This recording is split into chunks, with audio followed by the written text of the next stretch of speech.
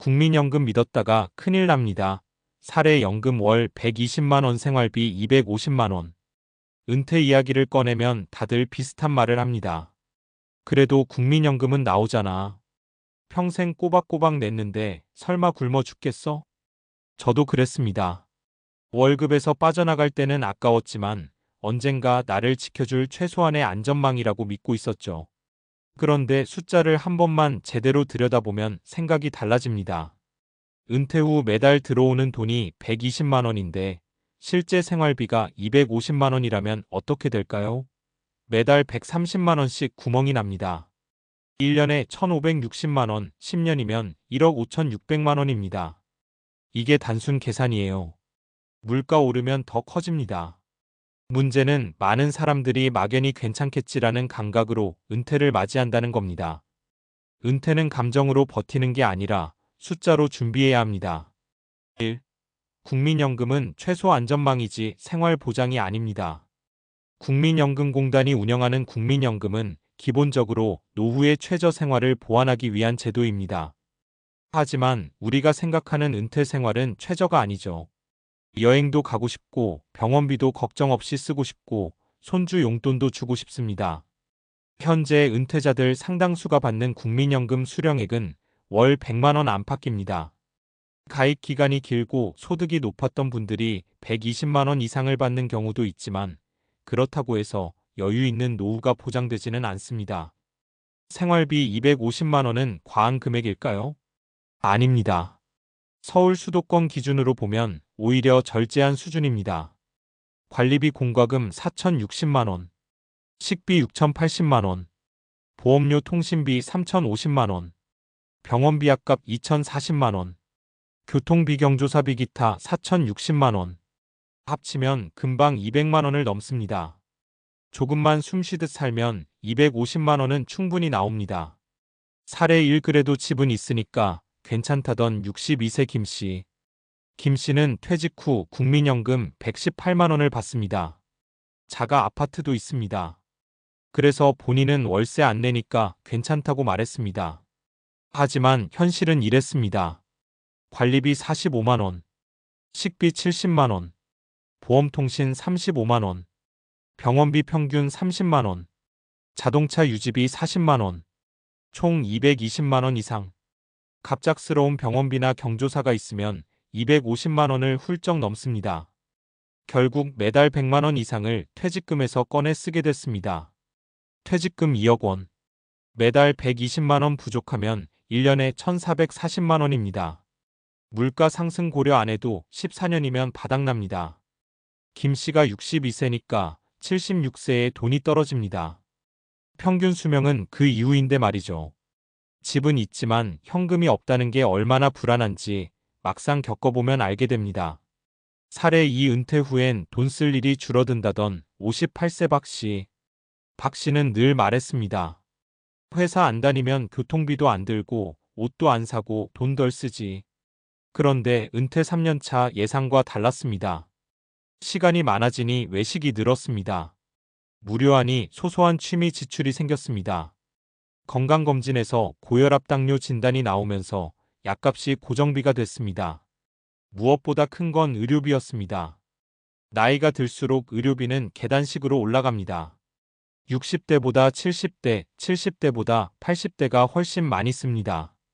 국민연금 110만 원으로는 기본 생활도 빠듯했고 결국 박 씨는 63세에 다시 경비 일을 시작했습니다. 일하고 싶어서가 아니라 안 하면 불안해서요. 이 말이 은퇴의 현실입니다. 사례 3. 퇴직금이 있으니 20년은 버틴다던 65세 이 씨. 이 씨는 퇴직금과 개인연금을 합쳐 3억 원 정도를 모았습니다. 국민연금 130만 원도 받습니다. 겉으로 보면 안정적입니다. 하지만 계산을 해봤습니다. 생활비 월 270만 원, 국민연금 130만 원, 매달 140만 원 부족, 연 1,680만 원씩 자산에서 빠져나갑니다. 단순 계산으로 약 18년이면 3억이 소진됩니다. 문제는 물가 상승률입니다. 연 3%만 올라가도 15년쯤 지나면 생활비는 350만 원에 가까워집니다. 부족분은 더 커집니다. 이 씨가 말했습니다. 이렇게 오래 살 줄은 몰랐지. 노후의 가장 큰 리스크는 장수입니다. 오래 사는 건 축복이지만 준비 안 된 장수는 재정적 공포가 됩니다. 왜 이런 일이 생길까요? 첫째, 우리는 현재 기준으로 미래를 계산합니다. 둘째, 물가 상승을 과소평가합니다. 셋째, 의료비 증가를 현실적으로 반영하지 않습니다. 그리고 가장 큰 이유는 국민연금을 주 수입원으로 착각하기 때문입니다. 국민연금은 3층 연금 구조 중 1층에 해당합니다. 1층 국민연금, 2층 퇴직연금, 3층 개인연금. 이 세 가지가 균형을 이뤄야 안정적인 노후가 됩니다. 하나만으로는 부족합니다. 그렇다면 어떻게 준비해야 할까요? 은퇴 전 내 실제 생활비를 정확히 계산해 보세요. 대충 200쯤 쓰겠지가 아니라 카드 명세서 기준으로 계산해 보는 겁니다. 국민연금 예상 수령액을 확인하세요. 생각보다 적을 가능성이 큽니다. 부족분 기대 수명으로 계산해 보세요. 숫자가 충격적일수록 지금이 기회입니다. 현금 흐름을 만드는 자산을 준비하세요. 배당, 임대, 연금 상품 등 매달 들어오는 구조를 만들어야 합니다. 은퇴는 끝이 아닙니다. 오히려 월급 없는 인생의 시작입니다. 젊을 때는 돈이 부족해도 몸이 버텨줍니다. 하지만 노후에는 돈이 버텨줘야 합니다. 국민연금은 분명 중요한 제도입니다.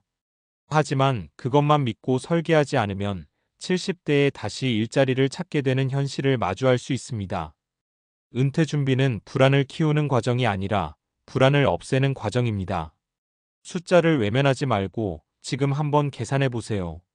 나는 월 120만 원으로 250만 원짜리 삶을 살고 있지 않은가?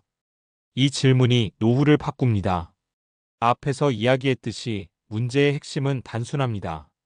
수입은 고정되거나 줄어드는데 지출은 오히려 늘어난다.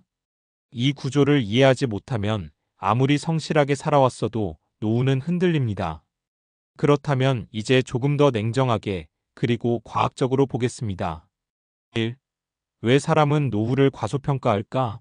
행동경제학의 함정. 사람은 원래 미래를 과소평가하도록 설계되어 있습니다. 이를 행동경제학에서는 현재 편향 프레전트 바이어스이라고 합니다. 당장의 소비는 크게 느끼고 20년 뒤의 부족은 희미하게 느껴집니다. 또 하나는 낙관 편향 아프터미즘 바이어스입니다. 설마 나는 그렇게 힘들겠어? 나는 건강할 거야. 이런 생각이 무의식적으로 작동합니다. 문제는 통계는 감정과 다르게 움직인다는 겁니다. 평균 기대 수명은 계속 늘고 있습니다. 60세 은퇴 후 30년을 사는 것이 이제는 특별한 일이 아닙니다. 장수 리스크는 확률이 아니라 현실이 되고 있습니다. 사람의 뇌는 30년짜리 리스크를 직관적으로 계산하지 못합니다. 그래서 숫자로 강제 계산을 해야 합니다. 2. 물가 상승의 진짜 무서운 복리의 역습. 많은 분들이 이렇게 말합니다. 물가가 조금 오르는 거지, 뭐 그렇게 큰 차이가 나겠어? 그런데 물가도 복리로 움직입니다. 예를 들어 연 3% 물가 상승률이면 10년 후 물가는 약 34% 상승, 20년 후는 약 81% 상승, 30년 후는 2배 이상 상승. 지금 250만 원 생활비는 20년 뒤 450만 원에 가까워질 수 있습니다. 반면 국민연금은 물가 연동이 되긴 하지만 체감상 생활 수준을 유지하기엔 부족한 경우가 많습니다. 특히 의료주거에너지 비용은 평균 물가보다 더 빠르게 오르는 경향이 있습니다. 이걸 경제학에서는 실질 구매력 감소라고 부릅니다. 결국 지금 괜찮다는 말은 10년 뒤엔 전혀 다른 이야기가 될 수 있습니다. 3. 의료비는 왜 나이가 들수록 급증할까? 의학적 근거. 의학적으로 보면 60대 이후부터는 만성질환 유병률이 급격히 증가합니다. 고혈압, 당뇨병, 고지혈증, 관절질환, 심혈관 질환. 이 질환들의 특징은 완치가 아니라 관리입니다. 즉 매달 비용이 발생합니다. 또한 노화는 세포 수준에서 염증 증가와 면역 기능 저하를 동반합니다. 이로 인해 감염, 암, 퇴행성 질환 발생 위험이 높아집니다. 의료비 통계를 보면 생애 의료비의 상당 부분이 마지막 1015년에 집중됩니다. 쉽게 말해 가장 소득이 적은 시기에 가장 많은 의료비가 나갑니다. 이건 개인의 노력 문제가 아니라 생물학적 구조입니다. 4. 은퇴 후에도 돈이 필요한 이유 심리학적 관점. 사람은 일을 안 하면 돈을 덜 쓴다고 생각합니다. 하지만 심리학적으로는 반대 현상이 나타날 수 있습니다. 보상 소비. 그동안 고생했으니까 이제 좀 써도 되지. 이 심리가 작동합니다. 무료함 회피 비용. 시간이 많아지면 외출, 취미, 모임이 늘어납니다. 활동이 늘면 지출도 늘어납니다. 사회적 고립 방지 비용. 인간은 사회적 동물입니다. 관계 유지를 위해 일정한 비용이 필요합니다. 경조사비, 모임 비용 등은 줄이기 쉽지 않습니다. 결국 은퇴 후 지출은 사라지는 비용보다 새로 생기는 비용이 더 많습니다. 5. 가장 위험한 상황 자산은 있는데 현금 흐름이 없다. 재무학에서 가장 중요한 개념은 현금 흐름 캐시 플로우입니다. 노후에는 자산 규모보다 매달 들어오는 돈이 중요합니다. 예를 들어 5억 원 자산, 월 300만 원 생활비, 수익률 연 2%. 이 경우 실제로는 자산이 계속 줄어듭니다. 수익률이 물가보다 낮으면 실질 자산은 감소합니다. 은퇴 이후에는 공격적 수익보다 지속 가능한 현금 흐름이 핵심입니다. 그래서 중요한 질문은 이것입니다. 내 자산이 몇 억인가? 가 아니라 내 자산이 매달 얼마를 만들어내는가? 6. 그럼 어떻게 해야 하나? 구조적 해결 방향. 감정 말고 구조로 접근해 보겠습니다.